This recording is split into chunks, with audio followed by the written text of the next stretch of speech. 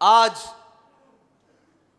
उस मुनाफिक इंसान में भी कुछ लोगों को अच्छाइयाँ नज़र आनी शुरू हो गई हैं, जिसने रियासत मदीना का नाम लेकर और हुजूर सैयद आलम सल्लल्लाहु अलैहि वसल्लम के उस पाक निज़ाम का नाम लेकर और कौम को चूना लगाने की खातिर उधर तैबा की गलियों में जूतियाँ उतार कर उसने तैबा के आशिकों के ऊपर गोलियाँ बरसाई।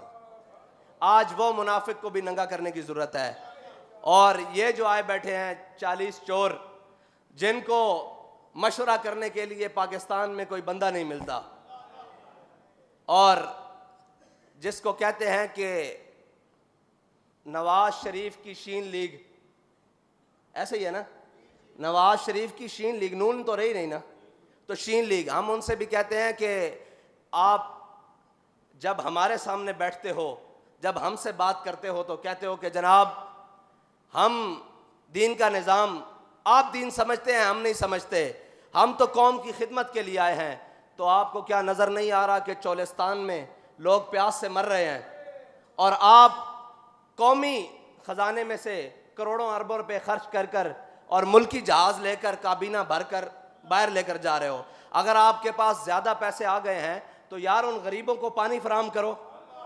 और चोलिस्तान में डेजर्ट रैली के नाम पर अरबों करोड़ों खर्च करने वाले वो अय्याश, जिन्होंने अय्याशी का सामान करने के लिए वहां पर पूरे पूरे खैमे और बस्तियां बसाई जाती हैं, वो कहां गए हैं सारे अय्याश? कौम को नजर आते जी बाद में वो चंद लोग हैं, वो भी दीनी लोग हैं, जो उनको पानी फराहम करने के लिए वहां पहुंच चुके हैं। अभी तक और तो कोई नहीं पहुंचा। वो सारे दीन का दर्द रखने वाले हैं, कौम का दर्द रखने वाले, वो सारे लोग उनको पानी फराहम करने के लिए पहुंचे हैं। वो कहां गए अय्याश बदमाश, जो वहां पे करोड़ों अरबों पे में सिर्फ डेजर्ट रैलियां गाड़ियां भगाने जाते हैं? उनका पैसा क्या अय्याशी के लिए है?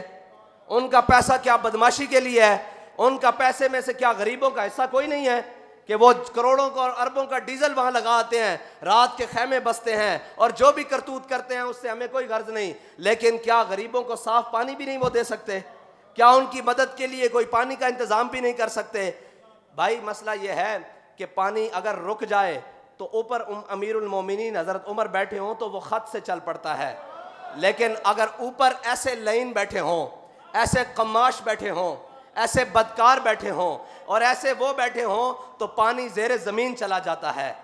अल्लाह ताला किसी कौम के ऊपर इतना अजाब नहीं जाता कि वो प्यास से मर जाएं। अल्लाह ताला बारिशें बरसा देता है, वो कहीं ना कहीं रहम कर देता है। लेकिन इस कौम जिसने 70 साल से सूद खाया हो, सूद का निज़ाम चलाया हो, अल्लाह और उसके रसूल से दुश्मनी की हो और कुफ़ार से दोस्ती की हो, कुरान में अल्लाह ताला कहता है या अय्युहल्लज़ीना आमनू ला तत्तखिज़ुल यहूदा वन नसारा औलिया बादुहुम औलिया बाद। जब अल्लाह ताला कुरान में वाज़े फरमा दे, लेकिन उसके मुकाबले में हम वज़ीर ख़ारजा बनने के बाद पहला दौरा ही अमेरिका का जाना समझें, तो फिर हम क्या समझें? इस मुल्क के बागडोर किन के हाथ में है? इस मुल्क का मुस्तकबिल किसके हाथ में है? इस मुल्क के साथ खिलवाड़ करने वाले कौन हैं? वो सारे यही तो हैं जो आप और मेरे सामने फिर रहे हैं।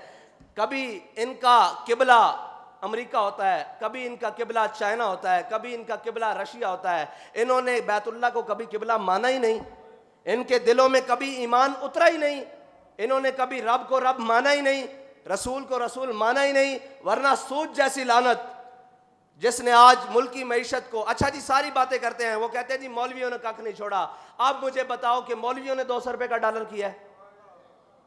मुल्की मईशत के रिजर्व्स मौलवियों ने खाए हैं, मौलवियों ने सरे माल बनाए हैं, दीनी लोगों ने सरे माल बनाए हैं। इस मुल्क की मईशत के अंदर जितना बेहतरीन किरदार दीनी जमातें और दीनी लोग अदा कर चुके हैं उतना कोई कर ही नहीं सकता, जिन्होंने बगैर किसी फंडिंग के लोगों के बच्चों को तालीम दी है और मुफ्त तालीम दी है और खाना भी दिया है इसी कौम के पैसों से इकट्ठे करके।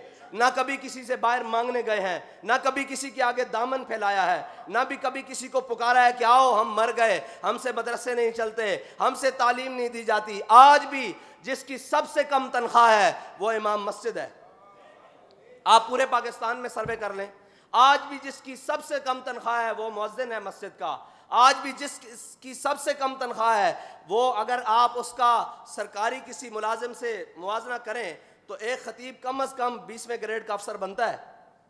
मस्जिद का खतीब 20वें ग्रेड का अफसर बनता है। आप पता करके आए कि वो सरकारी आदमी कितनी मराहत और कितनी तनख्वाहें ले रहा है। और एक खतीब जुम्मा भी पढ़ाता है, जनाजे भी पढ़ाता है, निकाह भी पढ़ाता है और तमाम मसाइल भी लोगों के हल करता है और सारी चीज़ें हल करता है। क्या हमने पाकिस्तान को बिगाड़ा है? आज कहाँ गए वो जो कहते थे जनाब मईशत के लिए मईशत मईशत? आपने पाकिस्तान को उस मकाम पर लाकर खड़ा कर दिया है कि अब इसके अंदर अगर कोई बेहतरी ला सकता है तो वो अल्लाह और उसके रसूल का निज़ाम ला सकता है, और वो सूद से निजात के बाद आ सकती है। वो गुनाह उलमा बैठे हैं, सारी पूरी दुनिया से पूछो, हर गुनाह की अल्लाह ताला ने सज़ा रखी है, लेकिन जितनी बड़ी सूद की सज़ा है उतनी बड़ी किसी की नहीं है। अल्लाह ताला ने सारे गुनाहों के बारे में तफसील दी, लेकिन फरमाया सूद खाने वाला भी, देने वाला भी, लिखने वाला भी, मुआवनत करने वाला भी, इसमें किसी हालत से कोई शरीक हो गया वो भी मरदूद है। ओ पूरा निज़ाम चला के, ओ पूरे मुल्क के अंदर मामलात लिया के अज असी की घटिया 70 साल तो अल्लाह और उसके रसूल ना जंग। वो कहते हैं जी आप मईशत के लिए क्या करेंगे सबसे पहले आके? मैंने कहा हम सबसे जंग लगा लेंगे, अल्लाह और उसके रसूल के सामने सरबसुजुद हो जाएंगे कि या अल्लाह तेरे और तेरे हबीब से जंग हो ही नहीं सकती। 70 साल से हमने अल्लाह और उसके रसूल से जंग लगा कर इसकी मईशत ठीक करने के लिए अपना पूरा जोर लगा रहे हैं, एड़ी चोटी का जोर लगा रहे हैं और कर्जों में लगा रहे हैं। वो कह रहे हैं जी हमारी कोई सुनता नहीं, मंगत कोड़ो मंगन वाला रह हमेशा खाली, उसकी देना दान मोहम्मद जड़ा आप सवाली। जो खुद कर्जों में डूबा हुआ है अमेरिका, क्या वो तुम्हें इस दलदल से बाहर निकाल सकता है? हजरत मौला कायनात रजी अल्लाह ताला ने फरमाते हैं जब कैसर और किसरा फतह हुए ना, तो मेरे हिस्से में माल गनीमत किसरा के माल का एक बालिश्त कालीन आया। फरमाते हैं मैंने 70,000 दिरहम में बेचा उसको। यह है इस्लाम का निज़ाम। और अच्छा बात करो तो तकलीफ हो जाती है ऊपर बाहर सबको। अगर इस्लाम में निज़ाम मईशत को देखा जाए, तमाम उलमा सबसे पूछा जाए, इस्लाम में मईशत की पहली जड़ तो जिहाद है, जिससे तुम मुनकर होके बैठे हो।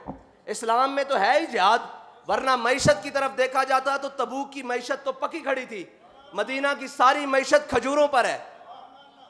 रियासत मदीना में हुजूर सैयद आलम सल्लल्लाहु अलैहि वसल्लम के ज़ाहिरी हयात में सारी मईशत मदीना की वो खजूरों पर थी, खजूरें पकी हुई थी। हुजूर सारे सहाबा को लेकर तबूक की तरफ चले गए। अगर तुम्हें वहां कहे तो तुम्हें मौत पड़ती है।